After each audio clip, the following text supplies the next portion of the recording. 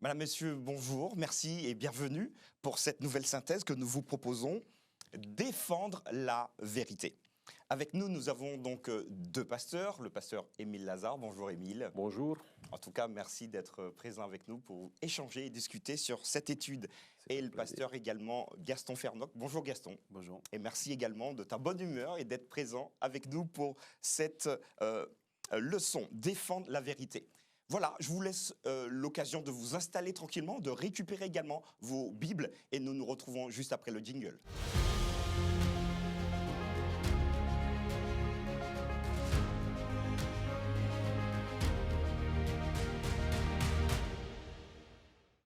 Voilà les amis, nous sommes donc de retour et je vous propose juste avant de commencer cet échange, cette étude de pouvoir prier et je t'inviterai donc Gaston s'il te plaît à pouvoir nous conduire en prière.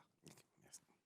Merci Seigneur parce que c'est un privilège que tu nous donnes de nous retrouver autour de la parole. Merci de nous permettre d'être là et de pouvoir apporter Seigneur ces enseignements. Que ton nom soit béni au cours de ce moment. Nous réclamons la présence de ton Esprit Saint. Sois présent Seigneur au milieu de nous et dans nos cœurs au nom de Jésus. Amen. Amen. Merci beaucoup. Alors les amis, je vais vous proposer tout de suite de partir dans la Bible et nous allons partir donc dans Jean chapitre 3 et nous lirons deux versets, chapitre 14 et chapitre 15. Jean chapitre 3, je vous laisse également à la maison trouver cette référence biblique. Alors est-ce que l'un de vous voudrait nous lire? Oui, merci. Et comme Moïse éleva le serpent dans le désert, il faut de même que le Fils de l'homme soit élevé, afin que quiconque croit en lui ait la vie éternelle. Voilà. En tout cas, quand je l'ai lu, cette référence, ça m'a interpellé. Dès la Genèse, d'ailleurs, le serpent représente, pas quelque chose de bien, c'est le mal. On a donc ce serpent ancien qu'on appelle le diable, c'est l'Apocalypse qui le dit. Donc, ma question pour vous, messieurs, c'est pourquoi, d'après vous, les Israélites devaient-ils regarder à un serpent, donc ici, dans le cadre du désert, dans le désert, regarder un serpent pour finalement guérir des morsures d'autres serpents dans le désert. Et finalement, pourquoi cette analogie avec Jésus? Émile? Je ne sais pas si les Israélites ont bien compris de quoi il s'agissait à ce moment-là. Parce qu'à un certain moment, ils l'ont transformé, le Nehushtan, le serpent en errant comme ça, l'ont transformé dans un idole. Et c'est pour ça qu'il a été détruit. À l'époque de Jésus, ce serpent n'existait plus. Et Jésus, il dit ici que ce serpent rappelait de quelque chose qu'il devait accomplir. Il sera élevé comme le serpent a été élevé par Moïse. Parce que dans le désert, il y avait des vipères comme ça qui ont mordu les Israélites. Les Israélites étaient en train de mourir et la seule possibilité pour sortir de ça, c'était de regarder ce serpent d'airain que Moïse il a mis là-bas. Et Jésus, quand il dit qu'il sera élevé comme le serpent, il faisait référence à un événement par rapport à ce passage, c'était un événement de l'avenir. Il parle avec Nicodème et il dit à Nicodème, voilà, il y a un moment où tu me verras comme ça élevé. Et Nicodème l'a vu. Quelques années plus tard, Jésus, il a été élevé sur une croix. Et c'est à ce moment-là que Nicodème, il a bien compris de quoi Jésus, il a parlé. Plus tard, l'apôtre Paul, il dit que Jésus, qui n'a connu le péché. Tu peux nous donner la référence peut-être de Corinthiens, chapitre 5, le verset 21. C'est lui qui n'a point connu le péché, il l'a fait devenir péché pour nous, afin que nous devenions en lui la justice de Dieu. Il y a cette image troublante. Jésus qui devient péché. Jésus qui prend la culpabilité, qui prend, si on peut dire, la misère humaine qui est clouée sur la croix avec lui et qu'il devient l'incarnation de ça. Ouais. C'est un acte mystérieux. Ouais. Ne me demande pas d'expliquer ça en profondeur parce que c'est très difficile. Ouais. Ce que nous devons comprendre, c'est ce message qui vient de la part de Dieu. Nous sommes des pécheurs. Nous sommes, si vous voulez, les esclaves du mal. Et à un moment donné, Dieu a trouvé le moyen de nous libérer en transformant son Fils, qui était innocent, qui n'était pas coupable, de le transformer dans le péché et de nous sauver par son sacrifice. Une autre image dans l'Ancien Testament, aussi troublant que ça, c'est lors du jour des expiations, du Kippour. Yom Kippour, ouais. Quand il y avait 2 boucs. Un bouc qui était sacrifié pour le Seigneur et un autre qui était le bouc pour Azazel. Dans le désert. Qui était un symbole aussi du mal. Et le bouc qui était sacrifié, c'était Jésus. Ça veut dire qu'un jour, Jésus, il prenait sur lui-même ce qui était notre mal, notre péché, pour nous sauver. D'accord. Okay. L'histoire dont tu parles, effectivement, se trouve dans le livre de Nombre. Nombre au chapitre 21, où effectivement, le texte nous dit que les enfants d'Israël en parlaient contre Dieu et contre Moïse, et que le texte dit, alors l'Éternel envoya contre le peuple des serpents brûlants. Donc ces serpents, effectivement, mordaient le peuple, et beaucoup de gens en Israël sont morts. Et donc c'est à ce moment-là qu'ils vont revenir vers Moïse, dire à Moïse, écoute, finalement, on a péché contre toi et contre Dieu, ils reconnaissent leur péché, et Dieu va dire à Moïse, Moïse, fais un serpent, brûlant aussi, pour qu'ils puissent regarder, et tous ceux qui vont regarder ce serpent, alors ils seront guéris. En fait, au moment où Dieu dit ça à Moïse, Moïse va élever ce serpent. Le serpent en lui-même n'avait pas de pouvoir magique. Dieu s'attendait à ce que le peuple manifeste de la foi dans sa parole. Et donc, tous ceux qui ont regardé ce serpent qui était élevé, alors ils étaient guéris. C'est-à-dire qu'ils étaient pardonnés de leurs péchés et guéris aussi au nom de Jésus. Parce que le problème, c'est parce qu'ils avaient péché. Et Jésus va faire cette allusion en disant que lui aussi, lorsqu'il va être élevé, en fait, lorsque les regards des hommes, les yeux vont être fixés sur le Rédempteur, vont accepter ce sacrifice de Jésus comme Sauveur et Seigneur, alors les hommes et les femmes qui composent ce monde aussi seront sauvés. L'objectif, c'est le salut. Ils seront guéris, c'est-à-dire pardonnés, guéris du péché, mais aussi ils seront sauvés. Donc, alors j'entends bien la question, pourquoi prendre le symbole d'un serpent? Parce que c'est le symbole du mal. Nos amis pourraient nous poser cette question. Voilà, mais de même, Moïse aussi va arriver devant Pharaon avec un grand serpent qui va manger 2 ou 3 autres serpents. D'accord. Le serpent, c'est Dieu qui l'a créé. D'accord. Certes, le serpent a été complice avec le diable en Éden. Alors, le serpent est complice ou moi, je pense qu'il a été complice, mais c'est une autre question. Je pense qu'il a été complice. Parce que quand je lis dans Ésaïe, sur la nouvelle terre, il y aura que le serpent qui va manger de la poussière. On va revenir aussi. Ça va être l'étude d'une autre étude. D'accord. Néanmoins, le serpent, c'est Dieu qui l'a créé. Et donc, Dieu peut l'utiliser comme il veut aussi. On est d'accord ou pas? Oui, absolument. Que le diable... Avec le symbolisme qu'il veut. Avec le symbolisme qu'il veut. Ça ne pose aucun souci. Mais néanmoins, ce qu'il faut voir, il faut voir dans ce symbole-là, c'est ce sauveur, ce Jésus qui viendra et que tout homme ou femme qui, par la foi, accepte ce sauveur comme Seigneur, alors ils sont sauvés. Ils n'ont pas besoin de faire quoi que ce soit. Ils n'ont pas besoin d'aller chercher, d'essayer de se guérir, mais ils ont juste besoin de mettre leur foi en Jésus-Christ. Ok, très bien. Alors, je t'avoue que quand j'ai écouté ta réponse, en tout cas merci, dans le désert, je ne sais pas s'ils avaient tous la foi, parce que l'idée, c'est de simplement regarder le serpent. Si vous savez que vous allez mourir dans 10 secondes ou dans 3 minutes, et il suffit simplement de lever les yeux et d'être guéri, sincèrement, je ne sais pas si c'est la foi qu'on va chercher. En tout cas, l'ordre était quiconque regardera conservera la vie. Absolument. Ça veut dire que c'est pas là. Parce qu'en fait, les Israélites de l'époque, ils ne sont pas plus bêtes que nous. Mais il y a un enseignement derrière, je suis d'accord avec toi. Probablement, ils ont essayé de se soigner de ces morsures de serpent. Ce n'est pas d'aujourd'hui qu'ils étaient dans le désert. Ils savaient probablement se soigner, d'accord? Mais les soins, peut-être, n'étaient pas efficaces. En tous les cas, ce que Dieu voulait, c'est que quiconque regarde, finalement, vous allez être sauvés. Ouais. Et je pense que oui, c'est un acte de foi, en fait, de le faire. Voilà. Très bien, merci beaucoup. Moi, je trouve ça très beau, puisque, en tout cas, s'agissant du péché, la seule solution ici, c'est de regarder au Seigneur. Voilà, point. Voilà, exactement. Je vais maintenant vous inviter à avoir une deuxième perspective un peu plus complexe. En tout cas, les amis qui nous regardent, je pense qu'ils attendent vraiment de cette question. 1260 jours. Voilà une prophétie que vous maîtrisez tous les deux. Donc, il existe donc dans la Bible cette prophétie donc, des 1260 jours.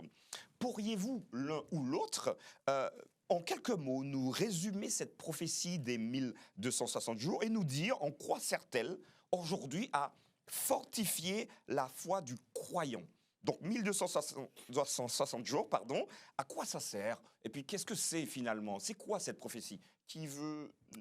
Émile? Oui. Bon, c'est une période de temps qui ressurgit dans la Bible dans plusieurs endroits.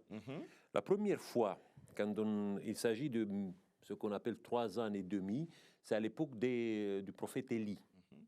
À l'époque du prophète Élie, le peuple d'Israël, il s'est détourné du Seigneur, il a changé l'adoration qu'il devait rendre à Yahvé avec une adoration qu'il donnait maintenant à Baal, le dieu des Sidoniens. Et pendant 3 ans et demi, 1260 jours, parce que l'année pour les Israélites à l'époque, c'était l'année lunaire de 360 jours. Ce n'est pas 365 aujourd'hui, comme pour le calendrier solaire. Et 3 ans et demi, Dieu a arrêté la pluie de tomber sur le territoire où il y avait ce peuple d'Israël. Pourquoi? Parce que Baal, c'était le dieu des tonnerres, de la pluie. Et Dieu a montré que c'est lui qui donne la pluie, c'est lui qui donne la prospérité. C'est un clin d'œil de Dieu, ouais. Et cette période, c'est la période, on peut dire, c'est une période où le peuple de Dieu, il se rébelle, il essaie par tous les moyens de changer l'adoration véritable avec une fausse adoration. Très bien. Cette période revient dans Daniel chapitre 7. On nous dit que là-bas, il y a la petite corne qui va essayer de détruire la vraie adoration de Dieu et il aura le pouvoir pendant un temps de temps et la moitié du temps. Ça veut dire dans 3 ans et demi. 3 ans et demi, comme ça dans le langage biblique. Après, ça revient dans l'Apocalypse chapitre 12. On voit là-bas qu'il y a une femme qui est poursuivie par un dragon et que cette femme, elle est cachée pendant 42 mois, ce qui donne 1260 jours. Et de nouveau, dans le chapitre 13 de l'Apocalypse, on voit une bête qui sort de la mer et qui a le pouvoir de changer l'adoration pendant 1260 jours. Parfait. Donc là, tu nous installes tout ça. Voilà, cette époque de 1260 jours qui apparaissent comme ça dans les prophéties bibliques fait référence à une rébellion directe contre Dieu, où l'adoration est faussée. Bon, à quoi correspond ça? Bon, dans l'interprétation qu'on a au sein de l'Église adventiste, on voit la période du Moyen-Âge, où on assiste à partir du IVe siècle d'un détournement, détournement de l'adoration de Dieu, avec un compromis qui se fait de plus en plus avec l'idolâtrie du paganisme. Et petit à petit, il y a beaucoup de doctrines, beaucoup de croyances chrétiennes qui sont modifiées au sein de l'Église. Et à un moment donné, il y a toute une longue période comme ça qui s'installe d'intolérance contre toutes les personnes qui veulent revenir à l'adoration biblique, à l'adoration que la Bible nous présente. C'est un peu ça. Après, il y a une borne, on peut dire, dans le temps qui est fixé. L'année 538 est considérée comme l'année qui s'installe d'une manière totalitaire cette domination, cette fausse adoration, et ça va jusqu'à 1798. Bon, entre les deux, il y a 2 événements qui marquent ces années. 538, c'est l'année où l'évêque de Rome, il prend les pleins pouvoirs dans le monde occidental. Il devient un petit peu, on peut dire, c'est lui qui dirige d'une manière un peu totalitaire le monde occidental. Et en 1798, c'est le moment où le même évêque de Rome, il est fait prisonnier par les armées républicaines qui arrivent à Rome, à la commande d'un général français qui s'appelle Berthier. Alors là, tu nous as installé historiquement les 1260 jours. Voilà. Maintenant, j'aimerais donc donner maintenant la parole à Gaston. Moi, je veux bien. Et je pense que nos amis aussi. Mais qu'est-ce que ça nous apporte aujourd'hui? Pour toi, ça peut être 1265, 1270, c'est la oui, mais voilà. Donc l'idée, c'est de savoir, mais quel intérêt a-t-on, quel enseignement le texte nous donne aujourd'hui par rapport à ce laps de temps? Dans la prophétie de Daniel, chapitre 7, il explique bien qu'à partir de ce moment-là, c'est fini. Il y a un temps, en fait, c'est un temps qui a été fixé pour cette puissance papale, hein, c'est le système papal de l'époque. Donc, le temps était fixé pour qu'ils puissent arrêter leur persécution, leur méchanceté. Et c'est vrai, effectivement, comme tu l'as dit, ça s'est arrêté en 1798. Moi, la bonne nouvelle pour moi, c'est que le mal ne va pas, comment dire, perdurer de manière éternelle. Dieu lui donne le temps qu'il faut. En général, Dieu lui donne le temps qu'il faut pour se repentir aussi. Hein. Mais quand Dieu décide de dire stop, c'est fini. Et c'est ce qui s'est passé. Pendant 1260 années, ils ont persécuté beaucoup de chrétiens, les Vaudois. Il y a eu vraiment une déferlante pour une église qui était persécutée avant, qui est devenue une persécutrice, d'accord? Où à la tête, il y avait un système papal. Et à un moment donné, Dieu a mis un terme. Tout ça pour dire, c'est que une fois sauvé n'est pas toujours sauvé. On peut très bien commencer et puis finir très mal. Mais faites attention, lorsqu'on commence, prions pour qu'on puisse garder... Parce que je pense que lorsque l'Église, à l'époque, commence à devenir une Église d'État, parce qu'on n'oublie pas que l'Église a été vraiment très persécutée. À un moment donné, en 330, l'Église va devenir quand même une Église d'État à Rome. Donc après, ils vont s'installer et c'est là que l'évêque va devenir, à ce moment-là, mais l'Église va devenir une Église persécutrice. Et cette Église, effectivement, pendant tant d'années, va persécuter des hommes et des femmes qui voulaient rester avec Dieu.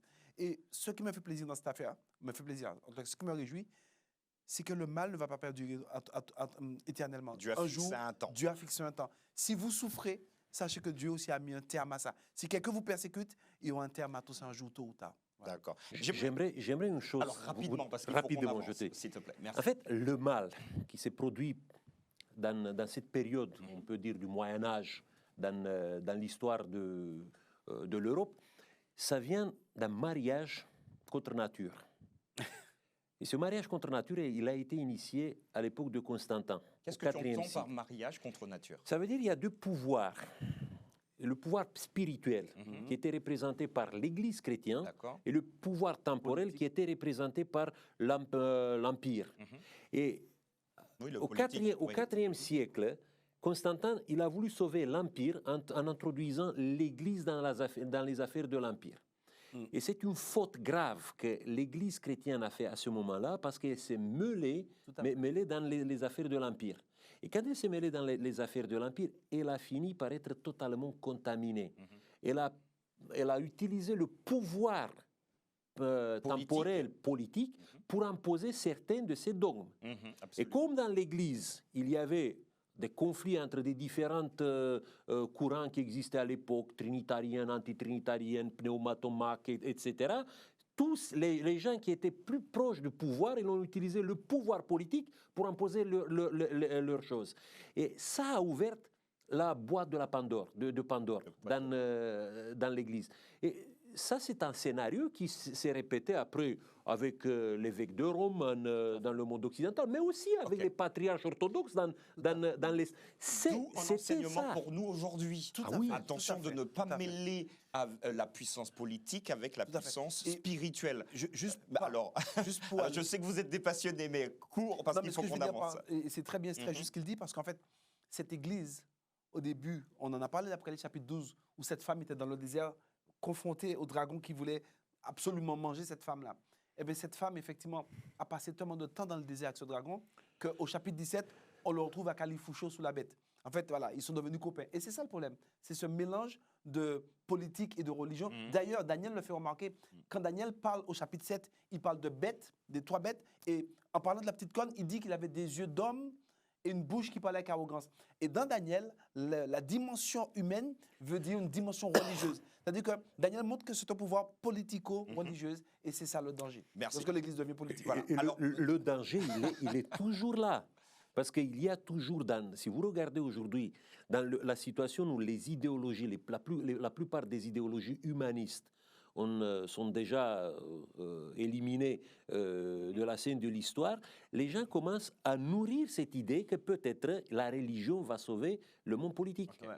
Mais c'est danger, c'est un danger toujours. Alors je sais que vous êtes prolifique dans le domaine, mais je vous propose d'avoir une perspective supplémentaire avec Apocalypse. Regardez avec moi rapidement, chers amis, vous pouvez suivre également à la maison, Apocalypse chapitre 3, verset 11. Donc ici, c'est la fameuse lettre à l'église de Philadelphie, et j'aimerais que nous puissions lire juste l'extrait. Apocalypse chapitre 3, verset 11. Et je lis. « je viens bientôt. Retiens ce que tu as afin que personne ne prenne ta couronne. Ça marche? C'est bon pour vous? Voilà donc une lettre qui est adressée à une communauté particulière.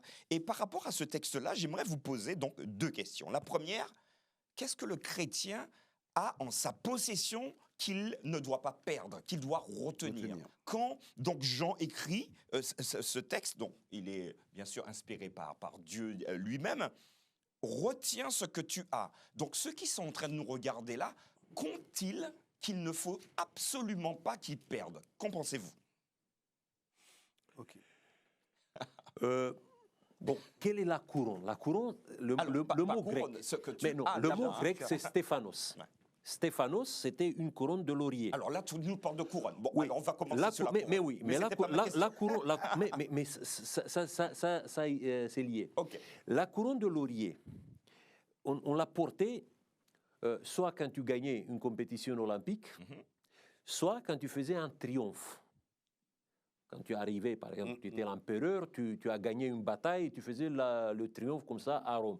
Et l'empereur et les gens qui étaient dans le cortège portaient les couronnes de laurier, les stéphanos, le stéphanos au singulier, ils portaient comme ça, comme un symbole de leur victoire. Absolument. Eh bien, il y a un texte dans, je crois, 2 Corinthiens, chapitre 2. Ah oui. Alors, 2 Corinthiens chapitre 2, on va le voir. Voilà, le verset 14. Grâce soit rendue à Dieu qui nous fait toujours triompher. Il y a d'autres traductions qui disent qu'il nous porte dans le char de triomphe du Christ. Un chrétien, quand il se lie avec Jésus-Christ, bon, il n'est pas arrivé au bout de sa course, mais il reçoit dès le début le Stéphanos. Ça veut dire qu'il est déclaré vainqueur dès le début. Il part, comme dit dans l'Apocalypse, il y a un passage dans le chapitre, si je me rappelle bien, 12. Dans le chapitre 6, dit qu'il part vainqueur pour vaincre. Donc tu ne pars pas... Ça c'est Jésus qui part, vainqueur pour vaincre. Tu pars vainqueur pour vaincre dans la vie. C'est le chrétien qui part comme ça, dans le monde. Une fois qu'il a accepté Jésus, il est déjà vainqueur. Il n'a pas fini sa course, mais il est déjà vainqueur. Et c'est pour ça que le texte dit ici, attention, tu reçois depuis le début un crédit. Il ne faut jamais perdre ça. Il faut garder jusqu'au bout ce crédit. Il faut que toujours tu avances dans la vie avec cette mentalité que tu es déjà vainqueur. Il y a des souffrances, il y a des problèmes dans la vie, mais il ne faut jamais détourner ton regard de la fin, de ta course, de ton histoire. À ce moment-là. Oui, mais il faut garder ça. La mentalité de vainqueur ne doit jamais quitter un chrétien qui se trouve dans cette... Ça marche très bien, merci. Merci pour tes explications. Alors, par rapport à la première question, ce que nous devons retenir... question, je la reprends peut-être? C'est parfait. Qu'est-ce que le chrétien doit retenir? Ouais, voilà, il l'a, donc le texte est clair. Déjà, c'est Retiens ce que tu as. Donc il a quelque chose. Donc pour ne pas il a quelque chose plus la couronne, il a déjà. Donc nous allons voir ce qu'ils ont, déjà les chrétiens. Alors Hébreux chapitre 10, 23 dit ce qu'on a. Ce qu'on doit retenir. On va le lire ensemble. Hébreux 10, 23. Hébreux 10, chapitre 10, verset 23. Ce que le texte nous dit, retenons fermement. Hébreux 23 dit, retenons, c'est exactement les mêmes paroles. Retenons fermement la profession de notre espérance, car celui qui a fait la promesse est fidèle. Qu'est-ce que nous devons retenir fermement? La profession, c'est-à-dire l'espérance que nous avons en Jésus-Christ. Malgré tout ce qui peut se passer autour de nous, Dieu nous demande de retenir fermement cette espérance qu'on a déjà. On l'a dès l'instant où on a accepté Jésus. Et la couronne dont il s'agit, effectivement, tu as parlé de vainqueur, mais le vainqueur, c'est Jésus. Donc, il s'agit ici de la justice de Jésus et de sa gloire. Donc, de retenir ça. Voilà, c'est ça qu'il faut retenir. Et cette couronne qu'on a en vainqueur, ce n'est pas notre propre couronne qu'on a tissée parce que nous avons travaillé pour ça. C'est une couronne que Dieu nous impute, nous donne. C'est la justice de Dieu. Et comme tu dis, effectivement... Tu es associé déjà à la victoire de Jésus. Absolument. Ce n'est pas ta victoire, mais c'est sa victoire. Et tu as raison de dire que c'est un vainqueur. Le vainqueur, c'est Jésus. Et dès l'instant où on accepte ce Jésus, Dieu nous donne cette victoire. Et c'est ça, cette couronne. C'est Dieu. La victoire, c'est simplement parce que... sur le mal, très clairement. Tout à fait, sur le mal. Et c'est parce que Dieu, lorsqu'on accepte Jésus, Dieu nous rend juste. En point, c'est tout. C'est la justice de Jésus. Dieu ne nous regarde plus comme si nous étions des pécheurs. Il nous regarde au travers de Jésus et comme si nous n'avions jamais péché. Voilà. C'est ça. Merci beaucoup. En tout cas, les amis, vous avez compris à minima que Dieu vous a accordé une grâce particulière, une victoire sur le péché et la possibilité d'être avec lui. Alors retenez ça, retenons ça, nous qui sommes sur le plateau également, retenons ça. Je vous propose de faire un pas supplémentaire. Nous allons partir dans 2 Timothée. 2 Timothée chapitre 2, versets 1 et 3 que je vais lire. Donc 2 Timothée, vous pouvez suivre à la maison. 2 Timothée chapitre 2, versets 1 à 3, je lis. 3 donc, mon enfant, fortifie-toi dans la grâce qui est en Jésus-Christ. Et ce que tu as entendu de moi en présence de beaucoup de témoins, confie-le à des hommes fidèles, qui soient capables de l'enseigner aussi à d'autres. Verset 3, souffre avec moi comme un bon soldat de Jésus-Christ. Voilà un texte également que nos amis ont étudié durant la semaine, ont peut-être déjà regardé, mais j'aimerais vous poser plusieurs questions. D'abord, Paul demande à son fils bien-aimé, donc ici Timothée, à son compagnon fidèle, il lui transmet un enseignement lui disant qu'il faut que tu transmettes cela à des hommes fidèles. Et ma question, pensez-vous, capables et fidèles, oui, absolument. Donc pensez-vous que tous les chrétiens ne soient pas capables d'enseigner les vérités bibliques quand Paul dit ça? Est-ce qu'il exclut certains chrétiens? Pourquoi demande-t-il ici à Timothée, de finalement quasiment sélectionner des hommes fidèles qui soient capables d'enseigner les choses? Qu'est-ce que vous en pensez? Qu'en pensez-vous? Bon, après la Bible, nous sommes tous appelés à être des témoins. Mais le témoignage, il peut être différent d'une personne à l'autre, en fonction de ses capacités, en fonction de sa personnalité et en fonction des dons spirituels que quelqu'un reçoit. Voilà ce qu'il dit l'apôtre Paul dans Éphésiens chapitre 4. Il y a le verset 11. Il a donné les uns comme apôtres, les autres comme prophètes, les autres comme évangélistes et les autres comme pasteurs et didascaloi. Docteur est traduit ici, didascaloi, ça veut dire des enseignantes. Donc, après ce texte, nous avons tous une partie de témoignage. Maintenant, cette capacité d'enseigner, de clarifier les choses, d'expliquer les choses, ça peut être, je peux dire, donné à certaines personnes qui ont cette capacité. Mais ça n'exclut pas les autres du témoignage. D'accord, très bien. Donc, pour le témoignage, nous sommes tous appelés à avoir une partie du témoignage pour Jésus. Il n'y a pas d'inutile, en tout cas. Après, il ne faut pas faire la hiérarchie en disant qu'il y a des témoignages qui sont meilleurs que les autres. Jamais. Parce que c'est Dieu qui nous utilise de la manière la plus efficace possible.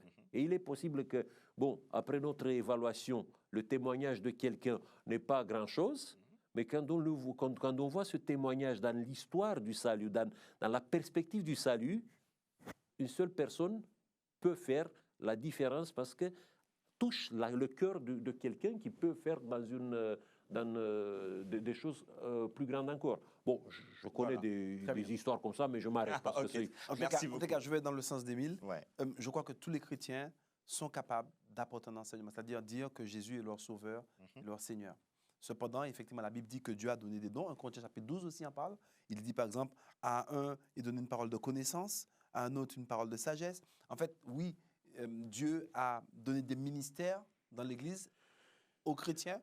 Certains, Dieu leur ont donné cette capacité d'enseigner, d'être un pédagogue, par exemple, d'accord? D'autres ont une capacité d'avoir une parole de sagesse, comme dit le texte. Donc, et d'ailleurs, Jacques va être très clair là-dessus. Jacques va dire que nous ne soyons pas nombreux à enseigner parce qu'ils seront jugés plus sévèrement. Donc, oui, il y en a des hommes que Dieu a investis de ce don, de ce talent pour pouvoir apporter un enseignement clair, net, limpide. Parfait. Cependant, tous les chrétiens sont dans la capacité à enseigner, à dire à quelqu'un, Jésus t'aime, Jésus est ton sauveur, et dire pourquoi, comment, et par le témoignage. Oui. Merci beaucoup. Peut-être le deuxième éclairage que j'aimerais que vous fassiez sur ce texte-là se trouve au verset 3. Donc nous sommes, chers amis, toujours à 2 Timothée, chapitre 2, verset 3.